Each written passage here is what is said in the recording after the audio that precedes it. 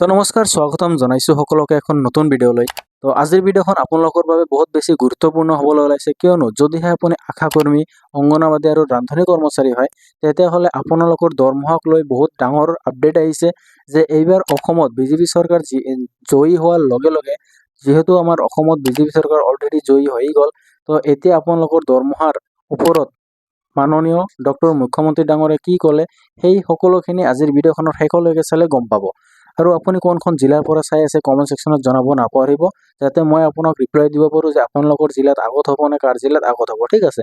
কিয়নো district wise চেলাৰীখন increase হ'ব পাৰে বুলি জনা গৈছে। তো সেইবাবে আজিৰ ভিডিঅ'খন শেষলৈকে চাব, কিয়নো আজিৰ ভিডিঅ'খন বহুত বেছি গুৰুত্বপূৰ্ণ, আপুনি গমেই পালে। তো সেইবাবে বলক আজিৰ ভিডিঅ'খন আমি পলম নকৰাকৈ আৰম্ভ কৰোঁ। আৰু এই আশাকৰ্মীসকলৰ আৰু অংগনবাদী কৰ্মীসকলৰ দৰমহাক লৈ এনেধৰণৰ আপডেট আহিছে, যিখন আপুনি হয়তো ইউটিউবত এতিয়ালৈকে ভিডিঅ' পোৱা নাই। তো আজিৰ ভিডিঅ'খন অতিকৈ গুৰুত্বপূৰ্ণ ওলাইছে, সেইবাবে ভিডিঅ'খনৰ শেষলৈকে চাব।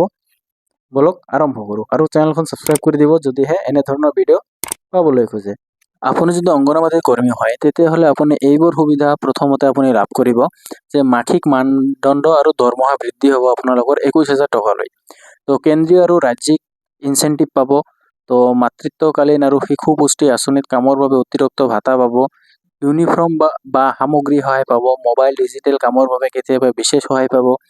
তো অৱসৰৰ পিছত এককালীন আৰ্থিক সহায়ৰ দাবী বা আলোচনাও চৰকাৰে কৰি আছে আপোনালোকৰ বাবে, যে এককালীন সাহায্যৰ বাবে আশা ৰাখি আছে চৰকাৰে, ঠিক আছে।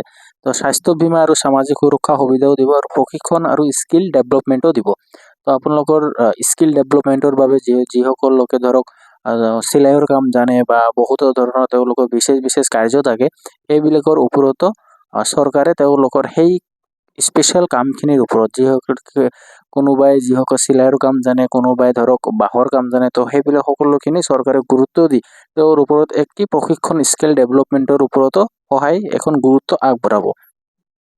আৰু এইখন হ'ল মহাৰাষ্ট্ৰ পাৰ্লিয়ামেণ্টত, যিখন অংগনবাদী কৰ্মীসকলৰ মাননি বৃদ্ধি লৈ এখন বক্তব্য আগবঢ়াইছে। সেই ভিডিঅ' ক্লিপখন আপোনালোকে প্ৰথমে চাই লওক, তেতিয়া আমি আকৌ আৰম্ভ কৰিম যে মোদী চৰকাৰ ডাঙৰীয়াই, যে আমাৰ ভাৰতৰ প্ৰধানমন্ত্ৰী ডাঙৰীয়াও যে আপোনালোকৰ এই মাননি বৃদ্ধিৰ বাবে কি কথা কৈছে, সেই ক্লিপখনো মই এই ভিডিঅ'খনৰ শেষলৈকে লগাই দিম। তো ভিডিঅ'খনৰ শেষলৈকে চাওক, আৰু এতিয়ালৈকে যদি চেনেলখন ছাবস্ক্ৰাইব কৰা নাই ছাবস্ক্ৰাইব কৰক, ভিডিঅ'খন লাইক কৰক। के माध्यम से मांग करना चाहता हूं कि पूरे देश की इस आंगनबाड़ी की कार्यकर्ता और सहायकों का एक मानदेय हो, और जिस तरह से उनको तमाम राष्ट्रीय कार्यक्रमों में, योजनाओं में उसको वास्तविकता के धरातल पर उतारने के लिए, लागू करने के लिए वो काम कर रही हैं, उसमें निश्चित तौर से उनको नियमितीकरण पे करने पे विचार किया जाए। और आज जो उनका मानदेय है, और ये केवल एक आपके माध्यम से कहना चाहता हूँ कि मातृत्व लाभ सभी महिलाओं को, अगर मातृत्व लाभ का 26 सप्ताह का अवकाश मिलता है, लेकिन आंगनबाड़ी की बहनों को अगर वो गर्भवती हैं और बच्चे की डिलीवरी होती है, तो ये मातृत्व लाभ संशोधन अधिनियम 2017 जो हमारी सरकार ने पास किया, उसका लाभ नहीं मिल रहा है। तो मैं आपके माध्यम से पूरे देश की आंगनबाड़ी सहायिका और कार्यकर्ताओं के मानदेय और नियमितीकरण, उनको मातृत्व लाभ का अवकाश मिलना चाहिए। धन्यवाद। मैं आपके माध्यम से मांग करना चाहता हूँ कि पूरे देश की इस आंगनबाड़ी की कार्यकर्ता और सहायकों का एक मानदेय हो, और जिस तरह से उनको तमाम राष्ट्रीय कार्यक्रमों में, योजनाओं में उसको वास्तविकता के धरातल पर उतारने के लिए, लागू करने के लिए वो काम कर रही हैं, उसमें निश्चित तौर से उनको नियमितीकरण पे करने पे विचार किया जाए। और आज जो उनका मानदेय है, और ये केवल एक आपके माध्यम से कहना चाहता हूँ कि मातृत्व लाभ सभी महिलाओं को, अगर मातृत्व लाभ का 26 सप्ताह का अवकाश मिलता है, लेकिन आंगनबाड़ी की बहनों को अगर वो गर्भवती हैं और बच्चे की डिलीवरी होती है, तो ये मातृत्व लाभ संशोधन अधिनियम 2017 जो हमारी सरकार ने पास किया, उसका लाभ नहीं मिल रहा है। तो मैं आपके माध्यम से पूरे देश की आंगनबाड़ी सहायिका और कार्यकर्ताओं के मानदेय और नियमितीकरण, उनको मातृत्व लाभ का अवकाश मिलना चाहिए। ঘৰ আঁচনিৰ অধীনত এতিয়ালৈকে 47,277 গৰাকী চৰকাৰী কৰ্মচাৰীলে আমি 706.5 কোটি টকাৰ সুতৰ ৰাজসাহায্য প্ৰদান কৰিছোঁ, আৰু ইয়াৰ জৰিয়তে কৰ্মচাৰীসকলক 7,374 কোটি টকাৰ গৃহ ঋণ লাভ কৰাত সহায় কৰিছে। আপোন বাহন এই আঁচনিৰ অধীনত 10.76 কোটি টকাৰ সুদ সাহায্য হিচাপে মঞ্জুৰ কৰা হৈছে। ইয়াৰ দ্বাৰা 6,720 গৰাকী চৰকাৰী কৰ্মচাৰী উপকৃত হৈছে। আয়ুষ্মান অসম মুখ্যমন্ত্ৰী লোকসেৱক আৰোগ্য যোজনা অধীনত চৰকাৰী কৰ্মচাৰী, পেঞ্চনাৰ আৰু তেওঁলোকৰ ওপৰত নিৰ্ভৰশীল লোকসকললৈ ৰাজ্য আৰু দেশজুৰি তালিকাভুক্ত চিকিৎসালয়সমূহত CGFSR হাৰত নগদবিহীন চিকিৎসা সুবিধা আগবঢ়োৱা হৈছে।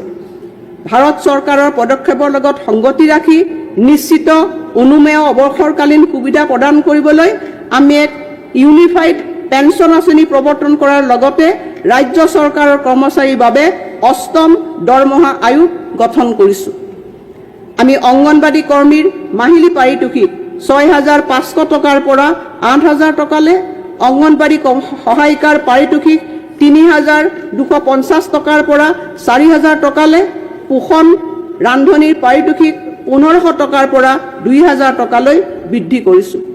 একেদৰে আশা কৰ্মীসকলৰ পাৰিতোষিক ৩,০০০ টকাৰ পৰা ৪,০০০ টকালৈ বৃদ্ধি কৰা হৈছে আৰু আশা ছুপাৰভাইজাৰসকলৰ পাৰিতোষিক ৯,০০০ টকাৰ পৰা ১০,৫০০ টকালৈ বৃদ্ধি কৰা হৈছে। रहा हूं, देश में एक सकारात्मक माहौल बना है। साथियों, आजादी की लड़ाई से लेकर संविधान सभा के निर्णयों तक स्वतंत्र भारत की नींव रखने में भारत की नारी शक्ति ने असीमित योगदान दिया है। इतिहास गवाह है। और आजादी के बाद भी जिन महिलाओं को प्रतिनिधित्व का मौका मिला, उन्होंने देश के लिए बहुत शानदार काम किया है।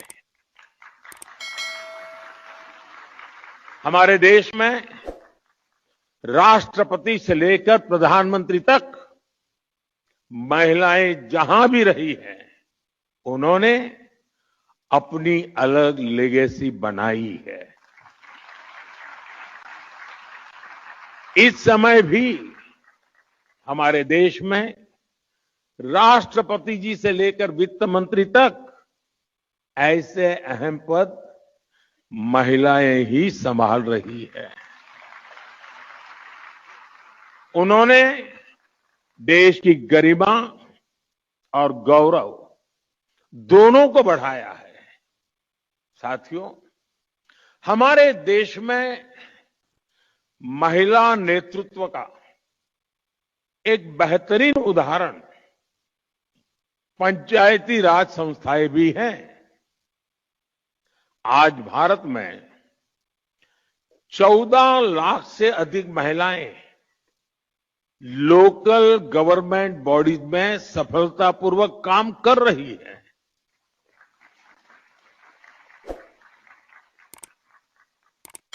लगभग 21 राज्यों में तो पंचायतों में उनकी भागीदारी करीब करीब 50% तक पहुंच चुकी है।